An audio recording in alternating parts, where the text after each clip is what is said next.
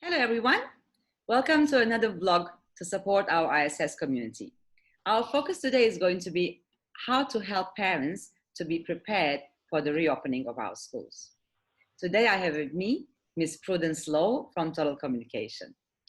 While the center conducts extensive evaluations and psychological assessments, the team also provides support services to school-going children and adolescents, primarily on speech and language therapy, language assessments, educational therapy, and sensory integration. They have been an integral part of our support system as they have been helping us with many of our students during and after school hours with their professional support. Welcome, Prudence. So nice to have you here with us. Thank you, Berna. It's really nice to see you after such a long time. It's been like 7 weeks, isn't it? Yeah. Exactly. Going on one more. Yes, that's right. Thank you for the invite. Thank you for coming in. Today we would like to focus on, as I said, on helping parents to prepare for the reopening of our schools. So I just would like to ask you some questions, and I would be, looking forward to see what have you got to say from your kids. Thank you. So it has been 7 long weeks working, learning, and teaching from home. What are some important facts and takeaways for parents to keep in mind before we all go back to school?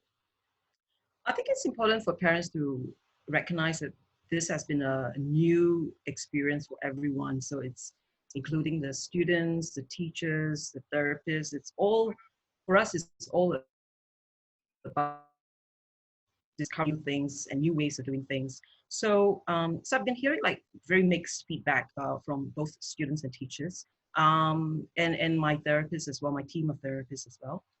I think we have to recognize that for some people it's easier, the transition is easier than others. For a lot of us, it can come as a great challenge. For the students, it would mean like they have to, sort of migrate to a learning system that is quite intense online. And that requires quite a lot of very strong executive function skills. And then from the parents' perspective, it's really about trying to adapt to working their own work, plus on top of sometimes monitoring the child's work at home as well. So that can present as challenges. And for speech therapists, it's really the migration of from face-to-face to online suddenly. And so it would mean quite a lot of variations in terms of what we can do in Zoom as well. So that itself gives us quite a lot of opportunities to develop and discover new things. So by having said that, we have to recognize that this is a period of change. I think parents also, some of them have been going through a bit of a rough time because of the uncertainty of jobs. And so it's important for us to recognize that may present as a huge challenge, a huge sort of discomfort during this period of time. So if anyone is feeling overwhelmed, I would say we have a right to kind of feel that way because of the quick change, and important, I guess, to seek help in that sense. Absolutely. Yeah, that's true. But after an extended period of home-based learning, some children may experience a different kind of anxiety about coming back to school, such as seeing their friends in real life or managing social interactions that they had put on hold for a while. What are your thoughts on that? I've been getting students who are actually quite excited to go back to school. So, I think it's a mixed bag. There are the introverted characters who are actually very comfortable with home-based learning, but they're again feeling a bit of anxiety, having to adapt back to work again, to school again. So I think it's important to just acknowledge the anxiety and sort of talk about it and make them be aware that it's quite normal to be feeling that way. So yeah, basically that. All right. Thank you. Okay. But do you have any suggestions that you can give to parents on how to prepare their kids for this smooth transition to the school process? The routine, I would say, is very important. The routine and schedule is very important for all children. So they thrive when there's a routine going on. So I think during the circuit breaker, if you have like online learning that is keeping to the timing of your typical lessons, I think it would be, my guess is to be less of a shock to the system by the time they get back to school. But I think talking about returning to school itself is going to be helpful. So getting the children to psychologically prepare by, maybe discussing about who they're going to meet in class. Are they excited to go back to meet whichever student, that they have been looking forward to meet? Also like looking into like packing their bags, making sure that they look at the timetable. So getting access to all that so that they can mentally prepare themselves. I like to get the students to actually visualize the positive things so that they acknowledge that, what can happen in the typical school day again. I'd like to think that a lot of students are actually quite resilient. And if we anticipate there's going to be a problem, then we have to try to get them back into the routine ASAP just before they actually go back to school. That's my suggestion. That's true. Thank you. In fact, one of the recent webinars I have attended, they were suggesting to even try on the school uniforms since we have been at home for 2 months. That's right. More than usual. That's right. Maybe that's right. Or even that's true. And even like you can wear the school uniform, like even during class, during the online Zoom. I don't know, because for me, I've got a student who was actually too casual and just lying on his bed and I said, no, we have to really get into the whole position of learning. So he has to get dressed, he has to sit nicely, he has to, be prepared before he actually come on Zoom. So I think that would help him go into the old mindset of like, we are ready to learn again. So that school uniform, I think it's a great idea. Yeah, I think so too. But what kind of new normal, the big word right now that everyone's talking about, the new normal. What kind of new normal do you envision for school going children after being away from their peers for such a long time? Yeah, I think it's the social distancing would mean that there has to be some sort of planning in place.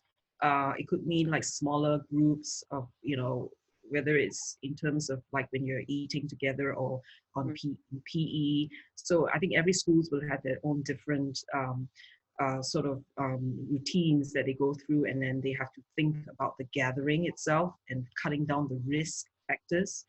I would imagine that bit, the young children would be quite adaptable generally.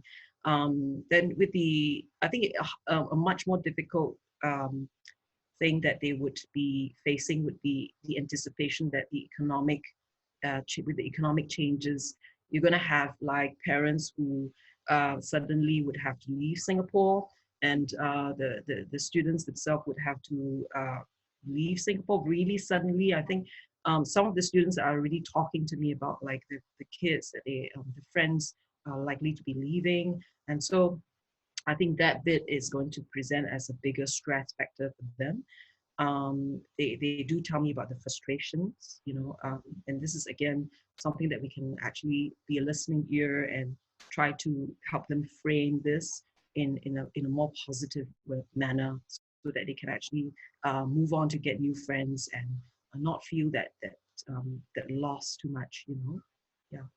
Absolutely agree on that too. Yeah. But lastly, like, what's one thing that you would like to share with our parents, considering that they all managed to keep up with their own work and family needs all in a balanced way during the extended circuit breaker? Okay.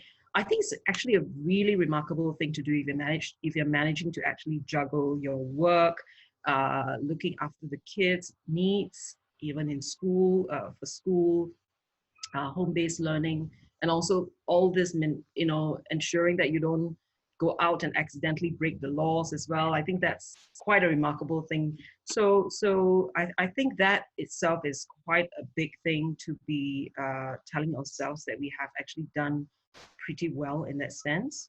We have managed to manage the chaos about the household and still try to give it an order. So if things may seem not very perfect and you feel as if like something is not really working out well during this period of time. I would say don't beat yourself up. You know, it's just one of those situations where everyone is doing their best, and no one is actually 100% perfect in that sense. So I would say just, you know, it's just part of life. And if but again, be very mindful of that if you're in a state in which you are actually depressed, or you're you know, psychologically feeling as if like it's more than you can handle. I think that it's actually important to reach out to people, whether it's from the church or from the friends or family, you know, via Zoom, or psychologists, counseling.